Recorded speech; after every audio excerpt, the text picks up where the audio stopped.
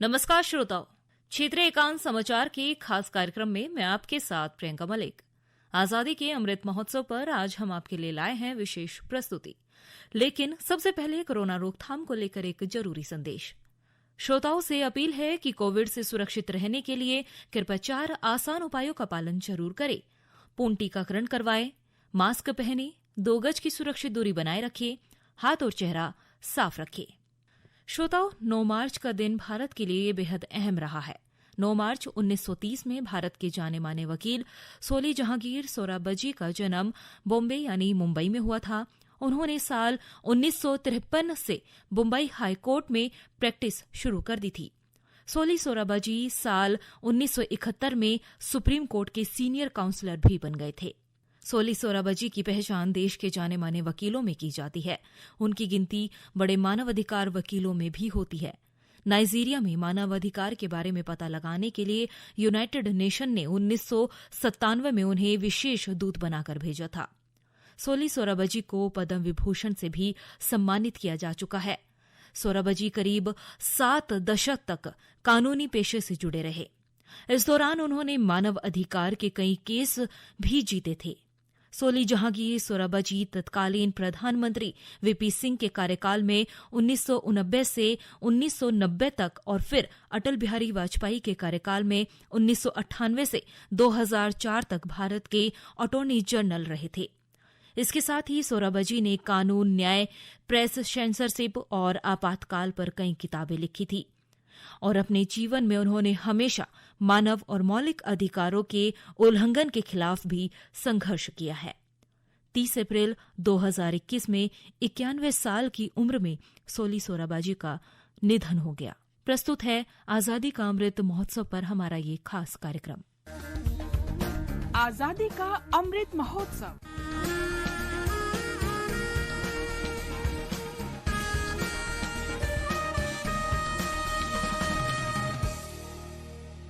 आजादी का सफर आकाशवाणी के संग। भारत का शानदार स्वाधीनता संघर्ष आधुनिक विश्व के महानतम संघर्षों में से एक। आकाशवाणी से हम आपके लिए रोजाना ला रहे हैं इस शानदार संघर्ष की झलक।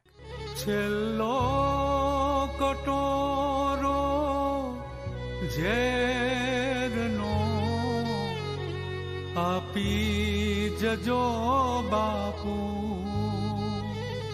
आज की कड़ी में हम स्वाधीनता सेनानी और समाज सुधारक झवेरचंद कालीदास मेघाणी का स्मरण कर रहे हैं। उनका निधन 9 मार्च 1947 को हुआ था।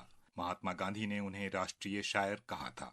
सागर पिनारा अंजलि नव ढोल जो बापू। मेघाणी स्वयं को पहाड़नु बालक कहते थे। उनका जन्म 29 अगस्त 1896 को सौराष्ट्र के चोटीला कस्बे में हुआ था। प्रसिद्ध लोक कवि झवेरचंद ब्रिटिश राज के दमन के बारे में लोगों को जागरूक करने के लिए गुजराती लोकगीत गाते थे। अणखोट विश्वासे वह्यु जीवन तमारू, धुर तो दगल बाजो थकी पड़ियो पनारो। शत्रु तणे खोले ढली सुख थी सुनारो।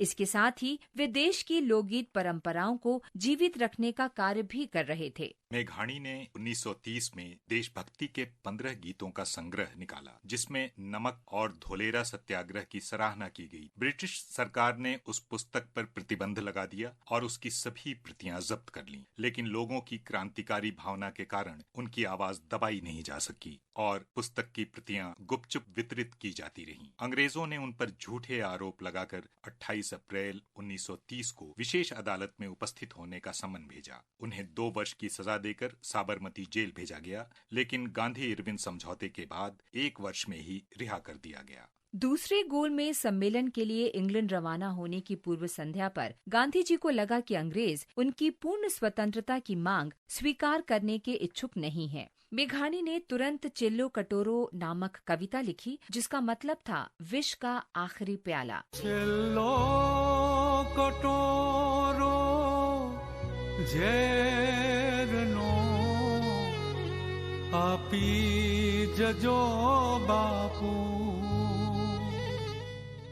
उसे पढ़कर गांधी जी ने तुरंत कहा, ऐसा प्रतीत होता है कि मेघाणी मेरी आत्मा में प्रवेश कर गए हैं और इस कविता के माध्यम से मेरे मस्तिष्क को पूरी तरह अपने वश में कर लिया है। तभी उन्होंने मेघानी को राष्ट्रीय शायर का खिताब दिया था। क्रांतिकारी कवि झवेरचंद निरंतर स्वाधीनता संघर्ष में संलग्न रहे, लेकिन वे देश में बढ़ते सांप्रदायिक वैमनस्य से भी व्यथित थे। संभवतः इसी दुख के कारण उन्हें हृदयाघात हुआ और 9 मार्च 1947 को वे इस दुनिया से विदा हो गए। महान राष्ट्रवादी को आकाशवाणी की ओर से श्रद्धांजलि। वंदे मातरम। हम राष्ट्रवादी बेजवाड़ा गोपाल रेड्डी को भी श्रद्धांजलि अर्पित कर रहे हैं। उनका निधन 9 मार्च 1997 को हुआ था। रेड्डी का जन्म 1907 में नेल्लौर जिले में हुआ था। रेड्डी स्कूली शिक्षा छोड़कर स्वाधीनता संघर्ष में शामिल हो गए। बाद में उन्होंने गुरुदेव रविंद्रनाथ ठाकुर द्वारा स्थापित शांति निकेतन में पढ़ाई पूरी की। इसी समय उन्हें गुरुदेव ठाकुर के कार्य में रुचि हुई और उनकी कई पुस्तकों का तेलुगु में अनुवाद किया। इस प्रकार वे आंध्र के ठाकुर के नाम से लोकप्रिय हो गए। रेड्डी ने असहयोग आंदोलन, नमक सत्याग्रह और भारत छोड़ो आंदोलन में भाग लिया। वे 1930 के आरंभिक दौर में वेल्लोर और तंजावुर जेल में रहे। रेड्डी फरवरी 1937 में संयुक्त मद्रास विधानसभा के लिए निर्वाचित हुए। उन्होंने स्थानीय प्रशासन और वित्त विभाग में महत्वपूर्ण पद संभाले। स्वतंत्रता के उपरांत रेड्डी 1955 में आंध्र के मुख्यमंत्री बने और नवंबर 1956 में आंध्र प्रदेश के गठन तक ये पद संभाला। वे 1958 से 1963 तक केंद्रीय मंत्रिमंडल में सूचना और प्रसारण मंत्री रहे। बेजवाड़ा गोपाल रेड्डी 2 बार लोकसभा के लिए निर्वाचित हुए और उत्तर प्रदेश के राज्यपाल भी रहे। महान राष्ट्रवादी को नमन। आज बस इतना ही। आजादी का सफर आकाशवाणी के संग। कल फिर मिलेंगे नई कड़ी के साथ।